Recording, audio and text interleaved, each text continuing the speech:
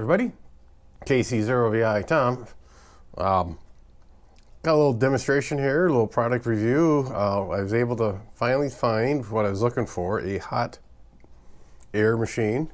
This is an LTR 858D David. This ran me like $82 off Amazon. There's quite a few different models of these out there on Amazon and some other online places. I was just looking for one that had the air gun. There was one that had the air gun plus the solder station, you know, so you could solder and with the pencil or with the hot air. And this is a true hot air machine where you can desolder devices or solder them in if you got the solder piece. It came with a couple of tweezers to help remove your component. It came with, I have no idea what this is. It looks like some type of bracket along with a spacer spring, I'm not quite sure, and along with a replacement heating element. I understand the heating element because it's really easy. You could burn out the element in if you don't keep enough airflow across it. This does have a variable temperature and a variable airspeed, and the instructions, I got to learn to speak or read Mandarinese. This is 90% of this is in Chinese. There's one little page here. The only thing I can make out is how to change out the heating element, and also do not run the fan on low at above a certain temperature. And I can't understand what temperature it was. That was all in whatever. So I've been playing around here on an old. This is an old BT 8484. It was a TV tuner that you drop into your computer. It also had line in or S video. I mean, you could run. I was using it to watch TV in the morning. I was having my coffee, reading email, and it would have a feed off the satellite just on the VH or the video input. You could also record stuff off air too if you wanted to. Kind of turn your computer into VCR if that's what you wanted. We'll do a little demonstration here. The hot air gun is about that big, and it also came with different size tips to put on there to help control the airflow. And I think for the FTM 400 I'm going to have to use this little one, but for this card, let's try this one anyway. We'll get kind of set up here and show you how easy it is. Once you get the temperature right, it works pretty good. That was the other thing. Since the instructions are so poor, I was pretty much playing around at what temperature, because like any type of soldering, you want to get in there with a lot of heat as fast as you can, get the solder to melt, and either desolder or solder what you're going to do. If you don't add enough heat and it's a slow cook up, you could damage the board or damage the components. On the other hand, if you add too much heat, you could fracture that component. Well, if you're removing it, it doesn't really matter. We'll use the medium-sized tip. Got that on the wand. Turn it on, and we'll adjust our temperature up. We'll start at 400. That'll just give us a place to practice at.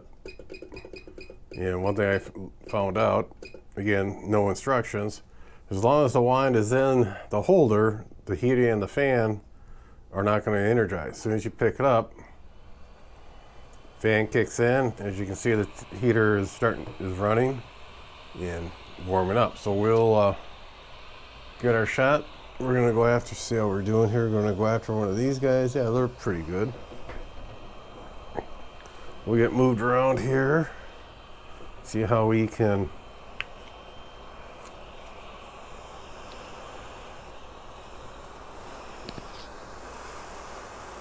get the tip down to the component.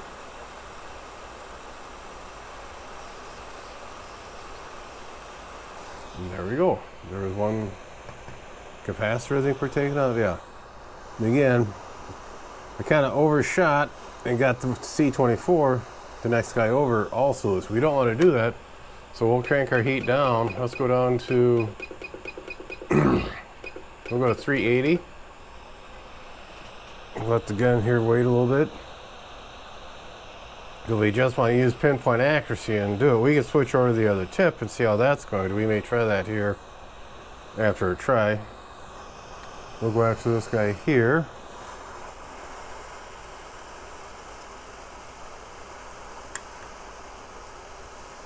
There we go. And see how fast it was, and it looks like, no, we did not affect the other one. So let's dial this down. We're going to switch tips and see how it's going to behave with the other tip on. Got the smaller tip on. We're going to heat up. We were at 380 last time. That seemed to work pretty good. And looks like we're up to temp. We will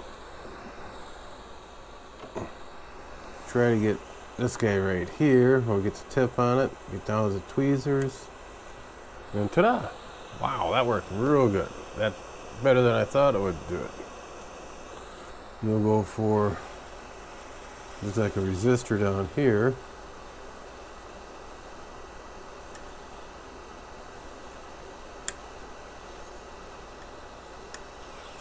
There we go.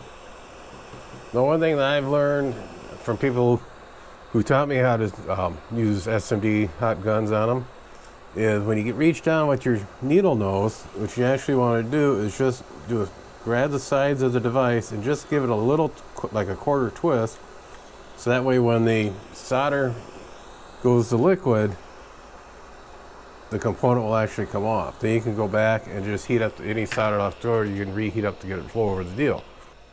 Still got the alien. Like I said, it's not a bad little machine. The more you play around with it, I'm glad I don't have to put any of those components back on. I probably could if I wanted to, but I ain't going to. 1, 2, 3, 4, 5, 6, 7, 8, 9, 10, 11, 12. About 14 components were removed today on it. And that, each one you kind of learn a little bit. Like I said, put the tweezers on it, hit the gun on it, and just give that just a little quarter turn. That way when the solder gets loose, the component will start, you'll feel it move a little bit. On that, repeater sounding off, we're going to say 7-3. Take care, everybody. Be sure to tell your friends, neighbors, other hams. Subscribe, hit that bell to get notification when new videos come out. Add comments below. 7-3, everybody.